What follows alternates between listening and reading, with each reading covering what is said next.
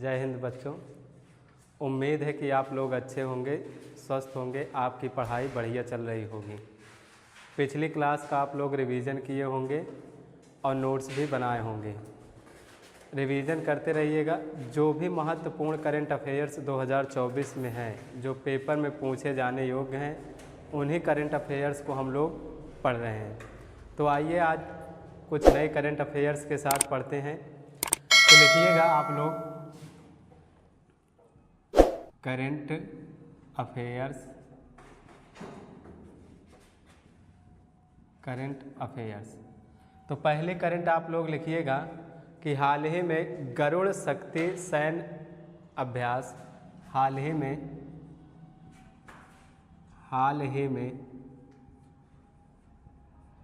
गरुड़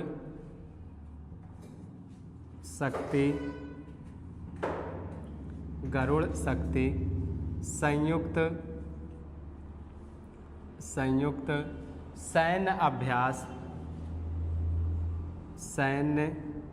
अभ्यास किन दो देशों के मध्य आयोजित हुआ। अभ्यास किन दो देशों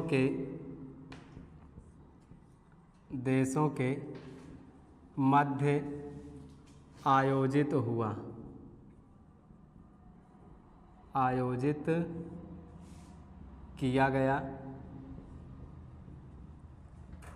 गया है। तो इसका आंसर लिखिएगा आप लोग भारत और इंडोनेशिया। भारत और इंडोनेशिया। अगला पूछेगा कि जो गरुड़ शक्ति सैन्य अभ्यास है, इसका कौन सा संस्करण था। तो लिखिएगा 9वां संस्करण था। यह सैन्य अभ्यास का 9वां संस्करण था। अगला पूछ सकता है कि इसकी शुरुआत कब से हुई है। तो इसकी शुरुआत 2012 से हुई है। शुरुआत 2012 से हुई है। अगला पूछ सकता है कि यह सैन्य अभ्यास का आयोजन कहाँ किया गया है। जो 9वां संस्करण था, इसका आयोजन कहाँ किया गया है। तो लिखिएगा इंडोनेशिया की राजधानी जकार्ता में किया गया। अगला पॉइंट लिखिएगा इंडोनेशिया से, मैं इधर लिखे दे रहा हूँ।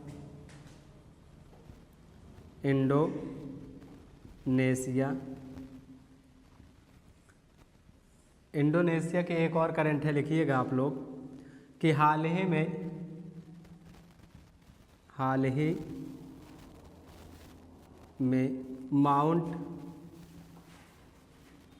में माउंट लेबो टाबी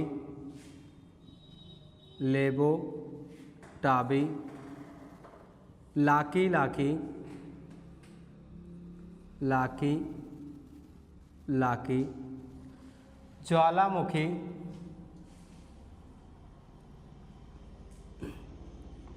ज्वालामुखी कहाँ उद्गार हुआ है। तो इसका आंसर भी क्या करना है, इंडोनेशिया। अच्छा, इंडोनेशिया में लिखिएगा लगभग 120 ज्वालामुखी केंद्र हैं। इंडोनेशिया में लगभग 120 ज्वालामुखी केंद्र हैं। एक दो और चर्चा में थे, उनको भी लिखिएगा। पूछेगा माउंट क्राकाताओ ज्वालामुखी किस देश में है। माउंट क्राकाताओ ज्वालामुखी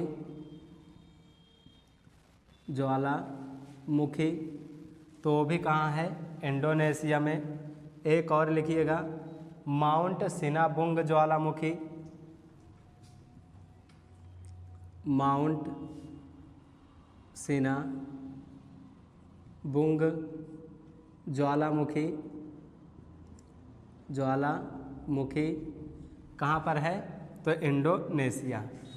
इंडोनेशिया में और कुछ पॉइंट लिखिएगा, ये ऊपर का लिख गया होगा उम्मीद है, बेटे चलो इधर देखो।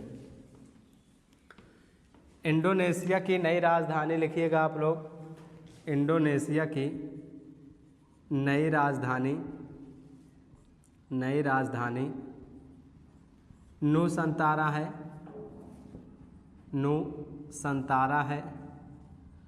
अब जो नूसंतारा नई राजधानी है तो पूछ सकता है ये किस द्वीप पर स्थित है, तो लिखना यह स्थान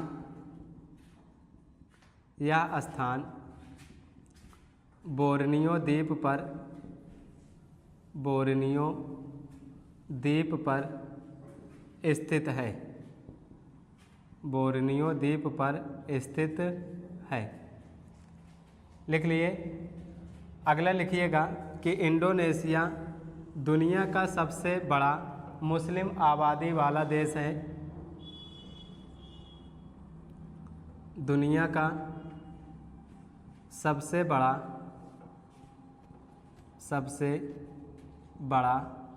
मुस्लिम आबादी वाला, मुस्लिम आबादी वाला देश है। लिख गया। अब कुछ ज्वालामुखी आया है तो पूछ सकता है कि ज्वालामुखी कितने प्रकार के होते हैं। बेटे इसको लिखिएगा, ज्वालामुखी के प्रकार।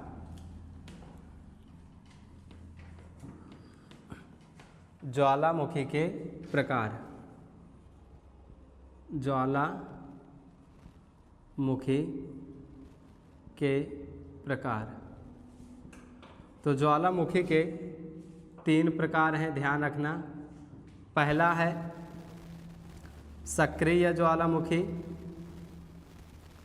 सक्रिय ज्वालामुखी। दूसरा है प्रसुप्त ज्वालामुखी,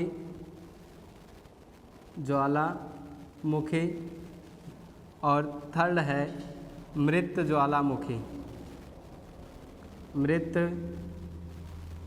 ज्वालामुखी केंद्र। अब तीनों को समझिएगा एग्जाम्पल से कि कैसे आप इनको पहचानेंगे। सक्रिय ज्वालामुखी का मतलब है कि ऐसा ज्वालामुखी जो हमेशा उद्गार होता हो, उस ज्वालामुखी को क्या कहेंगे, सक्रिय ज्वालामुखी। जैसे एग्जाम्पल समझिएगा, गांव में कुछ लोग होते हैं, अगर उनको आप कुछ भी बोल दो तो तुरंत एग्रेसिव हो जाएंगे, क्रोधित हो जाएंगे। वो हमेशा क्या रहते हैं, एक्टिव रहते हैं, इसीलिए उनको क्या कहा जाएगा, सक्रिय ज्वालामुखी। दूसरा है कि कुछ मानव होते हैं घर में, जैसे बच्चे होते हैं, नाटक करके सो जाते हैं, जागते रहते हैं लेकिन वो सोते नहीं। अब उनको आवाज़ आप देंगे तो जल्दी उठेंगे नहीं। क्यों? क्योंकि वो प्रसुप्त हैं, अर्ध निद्रा में है, न पूरी तरह वो सोए हैं न पूरी तरह वो जागे हैं, लेकिन वो कभी भी उठ सकते हैं। तो दूसरा ऐसा ज्वालामुखी जो कभी भी उद्गार हो सकता है, जिसके उद्गार होने की संभावना है, उन ज्वालामुखी को प्रसुप्त कहा जाता है। अमृत ज्वालामुखी जिसके उद्गार होने की संभावना नहीं है, उन ज्वालामुखी केंद्र को क्या कहा जाएगा, मृत ज्वालामुखी केंद्र कहा जाएगा। अब एक चीज़ ध्यान रखना कि भारत में 2 ज्वालामुखी केंद्र हैं, मैं लिखे दे रहा हूँ यहाँ पर, लिखना। भारत में 2 ज्वालामुखी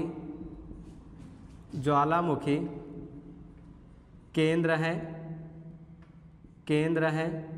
एक बैरन द्वीप है, बैरन द्वीप है, और ये सक्रिय ज्वालामुखी है, ध्यान रखिएगा, सक्रिय ज्वालामुखी है, सक्रिय ज्वालामुखी है। और दूसरा है नारकुंडम, नारकुंडम द्वीप है, नारकुंडम द्वीप है।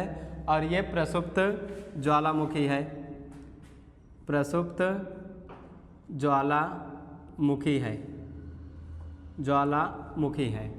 एक और अभी कुछ समय पहले माउंट एरेबस ज्वालामुखी उद्गार हुआ है अंटार्कटिका महाद्वीप में, जहाँ पर सोने के कण भी निकले हैं। तो पूछ सकता है कि कौन सा ऐसा ज्वालामुखी केंद्र है जहाँ पर सोने के कण निकले हैं। तो लिखिएगा माउंट एरेबस, माउंट एरेबस ज्वालामुखी केंद्र, ज्वालामुखी केंद्र ये कहाँ है भाई? तो अंटार्कटिका, अंटार्कटिका महाद्वीप में। और इस ज्वालामुखी केंद्र से क्या निकला है? सोने के कण, सोने के कण निकला है। और जो अंटार्कटिका महाद्वीप है उसमें कुछ पॉइंट लिखिएगा कि ये एक निर्जर महाद्वीप है। अंटार्कटिका महाद्वीप निर्जर, निर्जर महाद्वीप है, महाद्वीप है। इसी महाद्वीप को कहा जाता है श्वेत महाद्वीप, श्वेत महाद्वीप कहा जाता है। इसी महाद्वीप में शोध संस्थान है भारतीय शोध संस्थान, भारतीय शोध संस्थान है। अब वो शोध संस्थान कौन कौन से हैं लिखिएगा, जैसे भारतीय शोध संस्थान, दूसरा गंगोत्री, गंगोत्री शोध संस्थान, भारतीय शोध संस्थान, शोध संस्थान और गंगोत्री शोध संस्थान, शोध संस्थान। ये शोध संस्थान कहाँ है? तो अंटार्कटिका महाद्वीप में। अच्छा, एक पॉइंट और लिखना कि अंटार्कटिका महाद्वीप की सबसे ऊंची चोटी कौन सी है? सबसे ऊंची चोटी कौन सी है? तो लिखना माउंट विंसन, माउंट विंसन पर्वत। माउंट विंसन पर्वत कहाँ की सबसे ऊंची चोटी है? अंटार्कटिका महाद्वीप की। हो गए। अच्छा, कुछ ज्वालामुखी एक दो और मैं लिखे दे रहा हूँ, लिखिएगा कि वो है कहाँ पर। जैसे फ्यूजीयामा ज्वालामुखी पूछ सकता है, फ्यूजीयामा, फ्यूजीयामा ज्वालामुखी केंद्र, ज्वालामुखी केंद्र कहाँ है? तो जापान में है। कहाँ है? जापान में। फिर लिखना कोटोपैक्सी, कोटोपैक्सी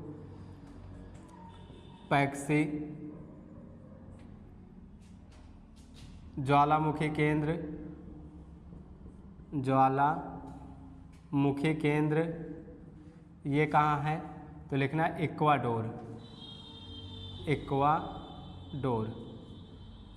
अब ध्यान देना, इक्वाडोर के पश्चिम में एक द्वीप मिलता है, उस द्वीप का नाम है गैलापागोस द्वीप। इसके पश्चिम में,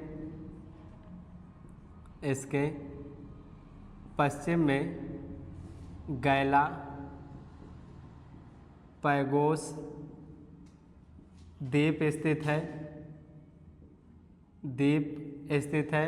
और यह द्वीप ओलिव रिडले कछुआ का प्रजनन केंद्र माना जाता है। मेटे इसको लिखना गैलापागोस द्वीप। ये चर्चा में था, ध्यान रखिएगा।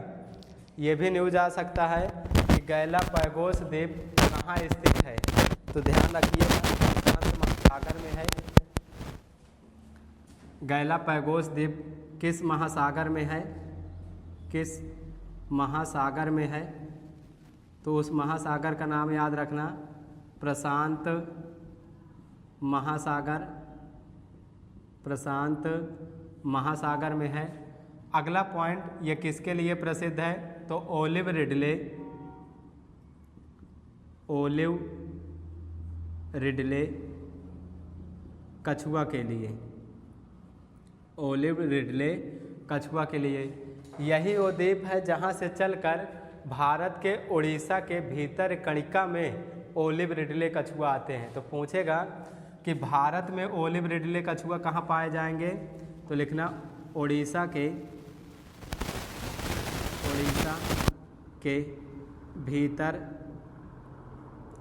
भीतर कणिका पक्षी अभयारण्य में। देखिएगा अगली करें, लिखना पहला एशियाई बौद्ध शिखर सम्मेलन, लिखिएगा पहला एशियाई बौद्ध शिखर सम्मेलन, पहला एशियाई बौद्ध शिखर सम्मेलन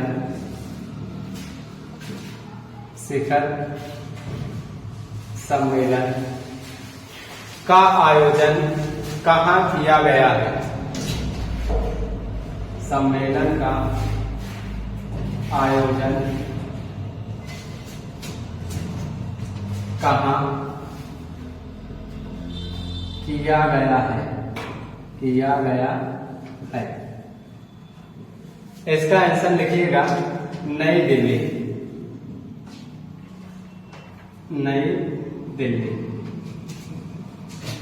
अगला पॉइंट लिखिएगा कि ये शिखर सम्मेलन का आयोजन किस मंत्रालय या किसके सहयोग से किया गया है, तो लिखना अंतरराष्ट्रीय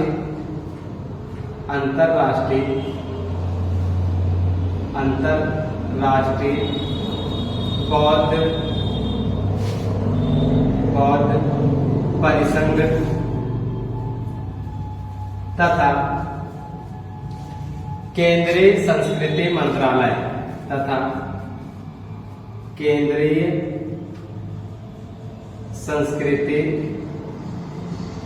मंत्रालय के द्वारा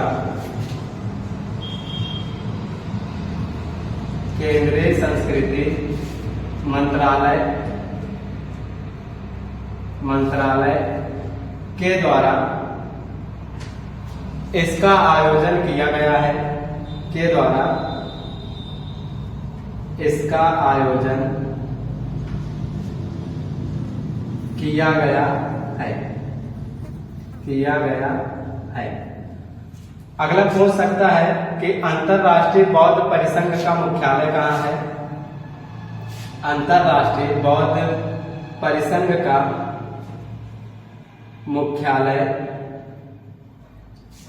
नई दिल्ली में है, नई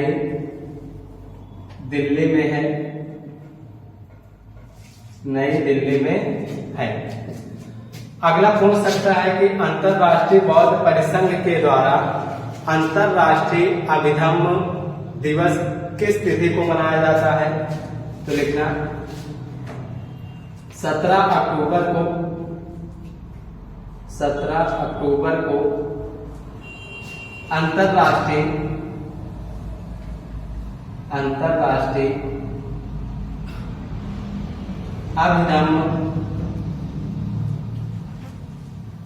अभिधम्म दिवस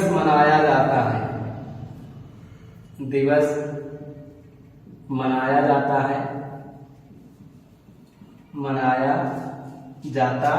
है।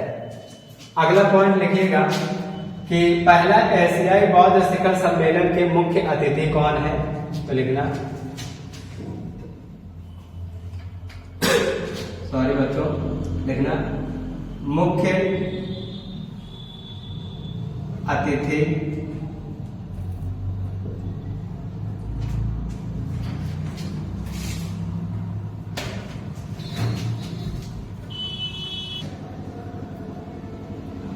मुख्य अतिथि कौन है, तो लिखिएगा राष्ट्रपति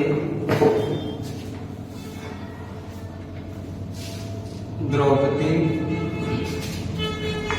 मुर्मू। एक गया। अगला एक और लिखिएगा, यहीं से करंट है, दिल्ली से पूछेगा कि पहला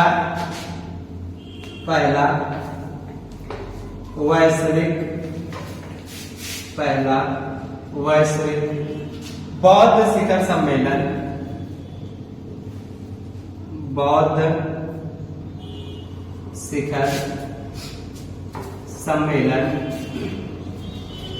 का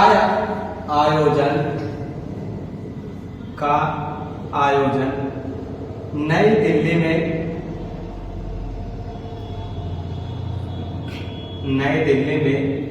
किया गया था। तो ये कब हुआ था?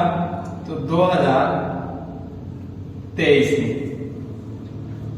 कब हुआ था? तो 2023 में।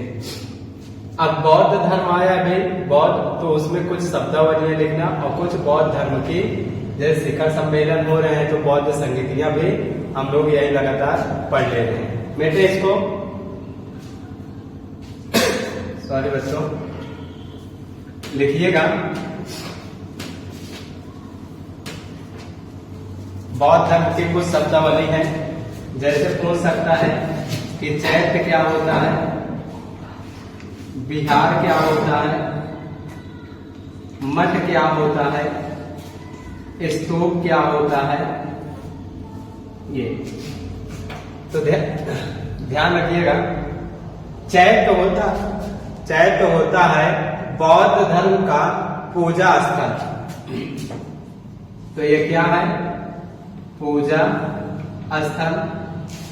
और विहार होता है वर्षा के दौरान बौद्ध अनुयायी जहां पर ठहरते हैं, उस ठहरने के स्थान को क्या कहा जाता है? विहार। तो वर्षाकालीन निवास स्थान। मठ क्या होता है? शिक्षा का केंद्र होता है। मठ क्या है? शिक्षा का केंद्र होता है, शिक्षा का केंद्र है। स्तूप क्या है? तो बौद्ध अनुयायियों की समाधि स्थल है। ये क्या है? समाधि स्थल। अब एक चीज और ध्यान देना कि स्तूप जो आया है तो पूछ सकता है कि भारत का सबसे बड़ा स्तूप कौन सा है? भारत का सबसे बड़ा स्तूप कौन है? तो लिखना सांची का स्तूप। सांची का स्तूप। अगला, स्तूप का सबसे पवित्र भाग कौन सा है? तो हर्मिका। स्तूप का सबसे पवित्र भाग हर्मिका है। हर्मिका।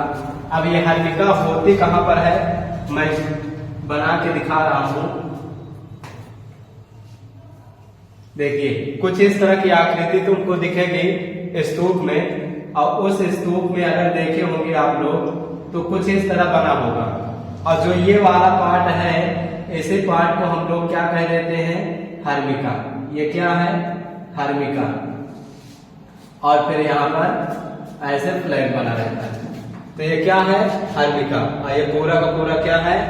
स्तूप। समझ में आया? तो स्तूप की आकृति कैसे होती है? अर्धचंद्राकार। कैसे होती है? अर्धचंद्राकार।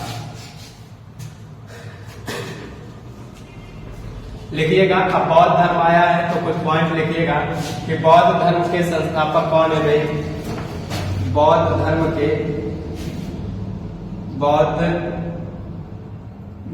के संस्थापक गौतम बुद्ध हैं। गौतम बुद्ध है। अब गौतम बुद्ध आए हैं तो लिखिएगा गौतम बुद्ध को एलाइट ऑफ एशिया का ज्योतिपुंज कहा जाता है। ज्योतिपुंज कहा जाता है। कहा जाता है। गौतम बुद्ध ने सबसे पहले उपदेश, सर्वप्रथम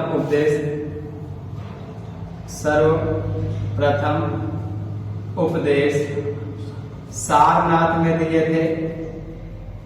सारनाथ में दिए थे और इस घटना को धर्म चक्र प्रवर्तन के नाम से जाना जाता है। इस घटना को धर्म चक्र प्रवर्तन के नाम से जाना जाता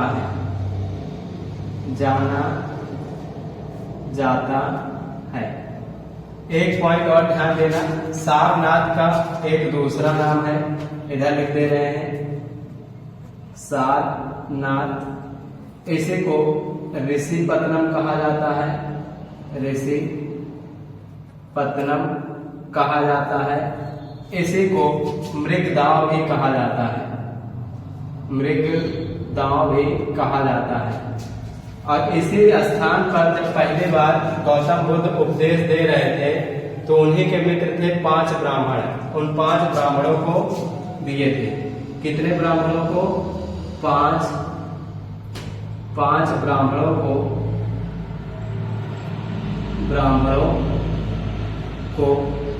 उपदेश दिए थे। उनका नाम है ओज है, भादिया है, कौंडिन्य है, अस्साजी है और वप्पा है। ये 5 लोग हैं जिनको सबसे पहले दिया गया था। मैं फिर से लिखे दे रहा हूं, लिखिएगा आप लोग। वो 5 लोग कौन कौन से हैं जिनको सबसे पहले उपदेश दिए थे गौतम बुद्ध? तो 5 लोग का नाम है ओज, भादिया,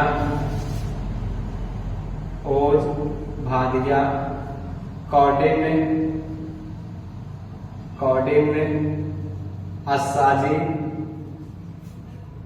अस्साजी और 5वें हैं वप्पा। तो ये 5 लोग हैं जिनको गौतम बुद्ध ने सबसे पहले उपदेश दिए थे। कौन? ओज, भादिया, कौंडिन्य, अस्साजी और वप्पा। अब लिखना कि गौतम बुद्ध का जन्म कब हुआ था। गौतम बुद्ध का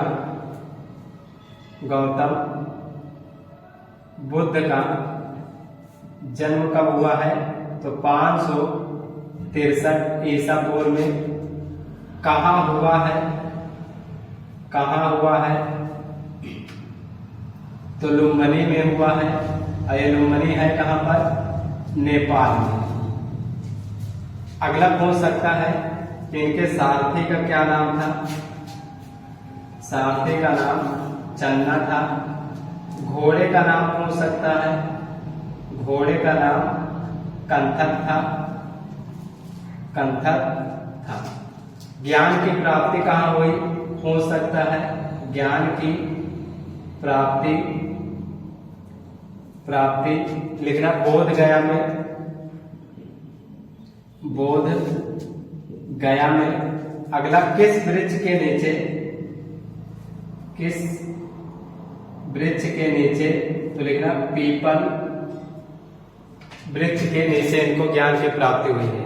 अगला नदी पूछ सकता है। तो नदी कौन सी है? निरंजना नदी। अगर निरंजना नदी नहीं है तो फाल्गु नदी है। फाल्गु नहीं है तो पुनपुन नदी है। या तो वही लिख लो, ज्यादा अच्छा रहेगा। फाल्गु नदी के तट पर इनको ज्ञान की प्राप्ति हुई। 3 नदी है इसी का नाम, फाल्गु, निरंजना, पुनपुन।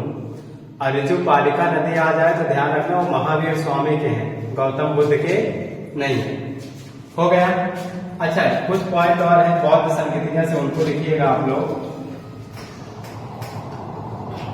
अच्छा, गौतम बुद्ध के गुरु भी तो पूछे जा सकते हैं। लिखना कि गौतम बुद्ध के गुरु कौन है। तो गुरु का नाम क्या है? पहले गुरु का नाम गुरु लिखना, आलार कलाम,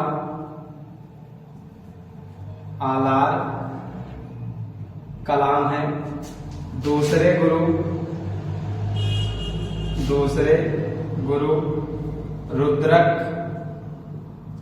रुद्रक, रामपुत्र है, रुद्रक रामपुत्र है। अगला लिखिएगा गौतम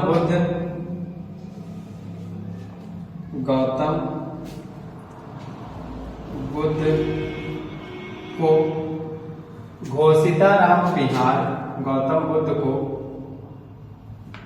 या बौद्ध धर्म को घोषिता राम विहार कहाँ के राजा प्रदान किए थे? कहाँ के राजा के द्वारा दान दिया गया था। तो ये राजा है कौशाम्बी के, उन राजा का नाम है उदयन। कौशाम्बी को जैन व बौद्ध धर्म की प्रसिद्ध तीर्थ स्थली माना जाता है, कि प्रसिद्ध तीर्थ स्थल माना जाता है। अगला पूछ सकता है कि उदयन का सभागार वर्तमान में कहाँ है? जो यहाँ के राजा थे, उदयन का सभागार वर्तमान में कौशाम्बी का मुख्यालय मंधनपुर में है। कहाँ पे है? मंधनपुर में स्थित है, मंधनपुर में स्थित है। अब लिखिएगा बौद्ध संगतियां। ये सारी चीजें हम लोग घूमे हैं। कभी अगर भविष्य में आप लोगों को मौका मिलेगा तो आइएगा हमारे यहाँ, आप लोगों को घुमा देंगे। हमारे घर से बस थोड़ी दूरी पे है। ठीक, मेटे इसको। अब लिखिएगा आप लोग बौद्ध संगतियां।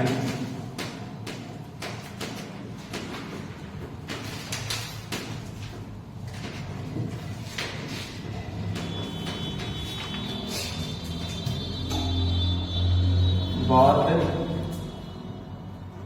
अच्छा, आप लोग ये तो नहीं सोचते हैं कि करंट नहीं पढ़ा रहे हैं, स्टैटिक पढ़ा मचा रहे हैं। तो ये चीज दिमाग से निकाल लेना, क्योंकि करंट तो 3 ही 4 आएंगे, स्टैटिक तो ज्यादा आएंगे, है कि नहीं?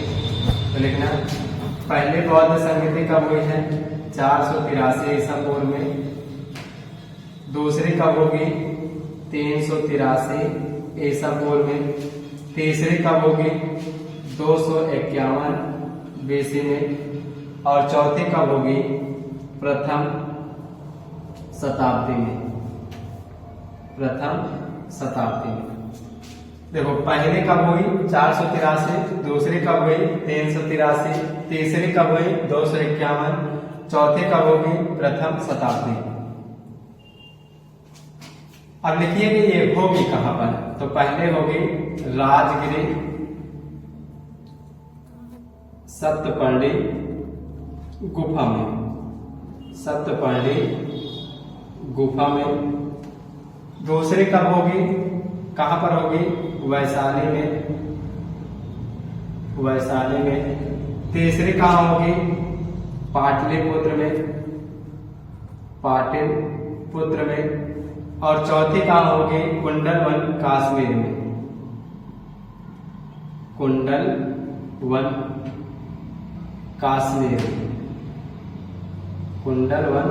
कश्मीर। अब ध्यान रखना, जो पहली बौद्ध संगति हुई है इसमें जो राजा थे और राजा कौन थे? तो लिखना,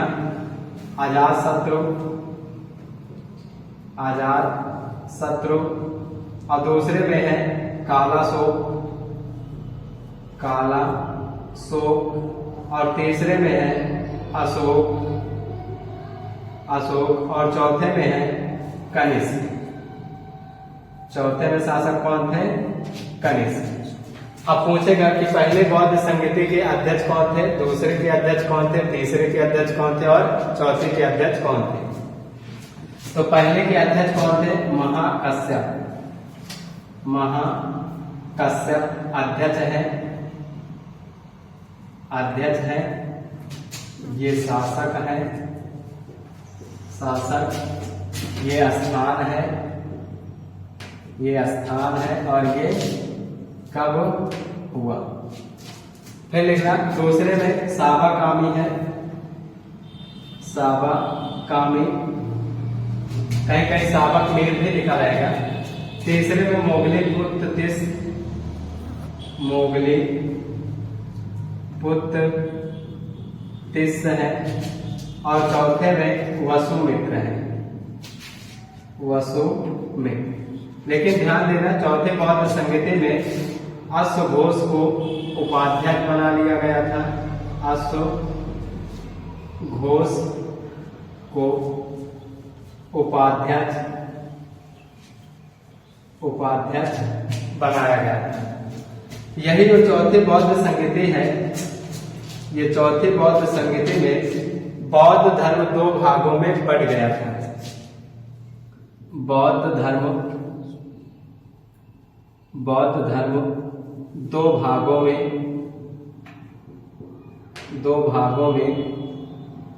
बट गया था। कौन कौन से? एक है हीनयान, एक है हीनयान, और दूसरा है महायान, दूसरा है महायान।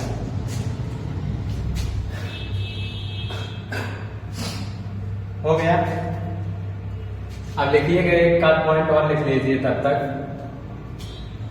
लिखना कि गौतम बुद्ध ने सर्वाधिक उपदेश श्रावस्ती में दिए हैं। लिख लेना आप लोग, गौतम बुद्ध ने सर्वाधिक उपदेश श्रावस्ती में दिए थे। बेटे इसको अब लिखिएगा आप लोग। अगली करेंट एक और बौद्ध धर्म से करेंट है, आप चाहें तो लिख सकते हैं कि गौतम बुद्ध की सबसे लंबे शयन प्रतिमा हाल ही में कहाँ बनाई गई है? तो बिहार के राजगीर में। इसको लिख लीजिएगा आप लोग कि दुनिया की सबसे लंबी शयन प्रतिमा गौतम बुद्ध की हाल ही में कहाँ बनाई गई है? तो उसका आंसर है बिहार के राजगीर में। अब बिहार आया तो अभी दिखा ही देंगे क्योंकि वहां से करंट है। आप लोग जानते होंगे कि बिहार कोकिला शारदा सिन्हा का हाल ही में निधन हो गया है। इनका संबंध किस क्षेत्र से है? तो लिखिए, अगली करें। देखिए, हाल ही में बिहार कोकिला, हाल ही में बिहार कोकिला, बिहार कोकिला शारदा सिन्हा का निधन हो गया है, का निधन हो गया है, हो गया है। इनका संबंध, इनका संबंध किस क्षेत्र से है? किस क्षेत्र से है? तो लिखिएगा आंसर लोक गायिका है, लोक गीत गायिका है। लिख गया। अगला ध्यान रखना, बिहार आया है तो बिहार से कुछ पॉइंट लिखिएगा।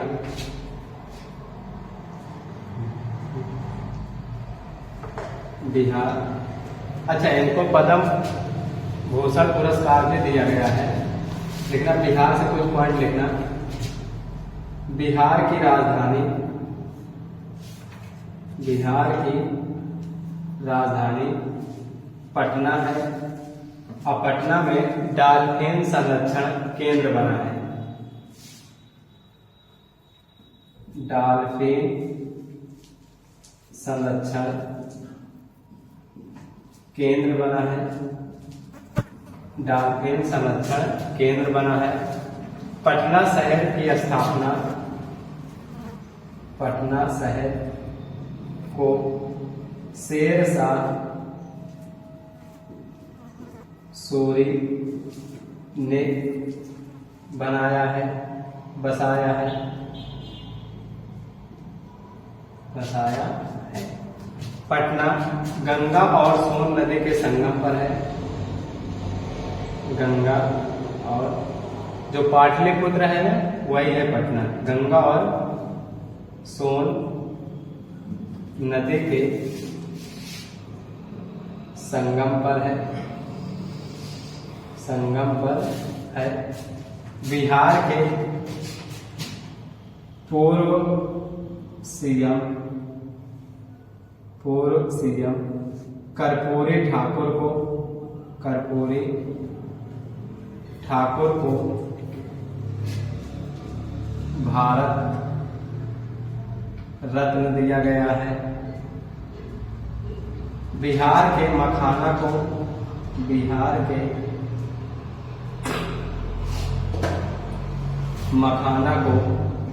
जीआई टैग दिया गया है। बिहार के सिलाव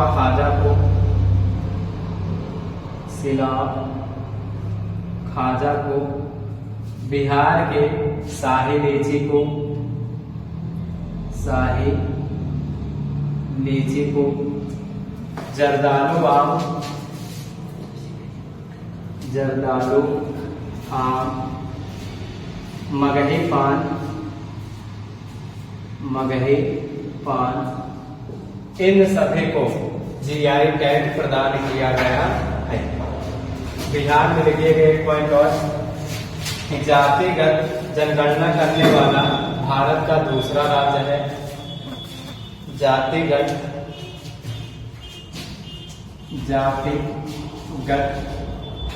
जनगणना करने वाला दूसरा राज्य है। ठीक है, अगला एक पॉइंट और लिखिएगा आप लोग बिहार से, क्योंकि अभी एक पर्व मनाया गया है। लिखना कि छठ पर्व कहाँ मनाया जाता है, छठ पर्व कहाँ मनाया जाता है, छठ पर्व कहाँ मनाया जाता है, तो बिहार में मनाया जाता है। छठ पर्व में किस देवता की पूजा होती है, तो सूर्य देवता की पूजा की जाती है। क्वेश्चन है, आप लोग कमेंट करके बताइएगा कि सूर्य देवता की पूजा तो होती है, लेकिन उगते हुए सूर्य देवता की पूजा होती है या डूबते सूर्य की पूजा होती है? आप लोग कमेंट करके बताइएगा। अगली करंट आप लोग लिखिएगा, बेटे इसको लिखिएगा। अगली करंट कि हाल ही में अमेरिकी राष्ट्रपति चुनाव में किसने जीत दर्ज की? लिखना, हाल ही में अमेरिकी राष्ट्रपति चुनाव में, हाल ही में अमेरिकी राष्ट्रपति चुनाव 2024 में किसने जीत हासिल की? जीत हासिल की, तो लिखना डोनाल्ड ट्रंप।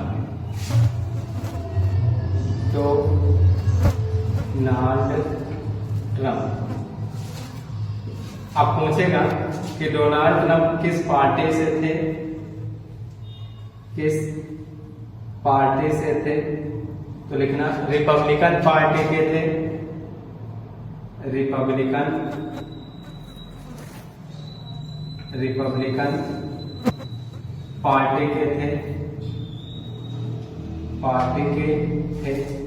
अगला पूछ सकता है कि विपक्ष में कौन थे, तो कमला हैरिस। अब ये कौन सी पार्टी के थे, तो डेमोक्रेटिक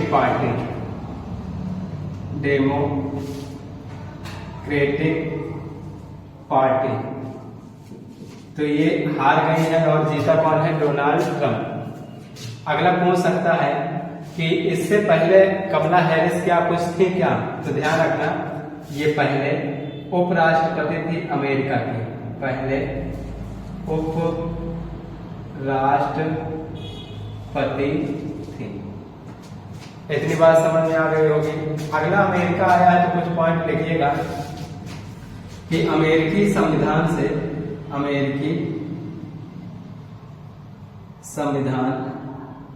दुनिया का सबसे छोटा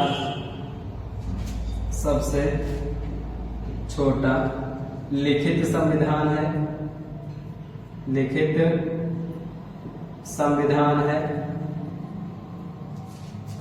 संविधान है, इस संविधान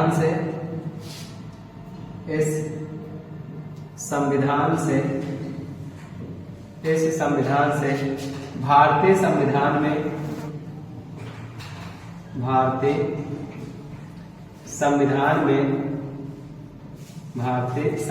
में कई प्रावधान ग्रहण किए गए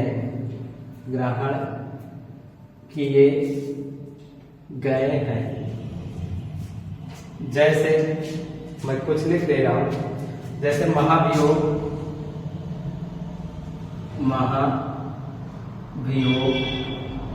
की प्रक्रिया, दूसरा मौलिक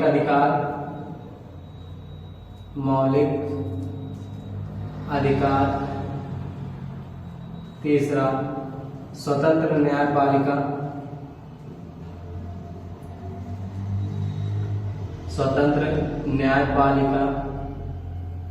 चौथा न्यायिक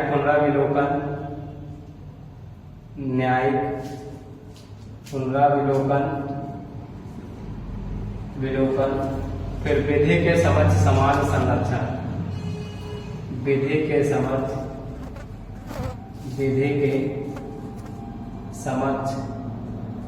समान संरक्षण। तो उम्मीद है बच्चों कि आप लोगों की ये करंट अच्छी लगी होगी। आप लोग नोट्स बनाएंगे, साथ में स्टैटिक दिखाया गया है तो उसका आप नोट्स बनाते चलिएगा साथ साथ, और रिवीजन भी करते चलिएगा। मिलते हैं अगली वीडियो में। धन्यवाद।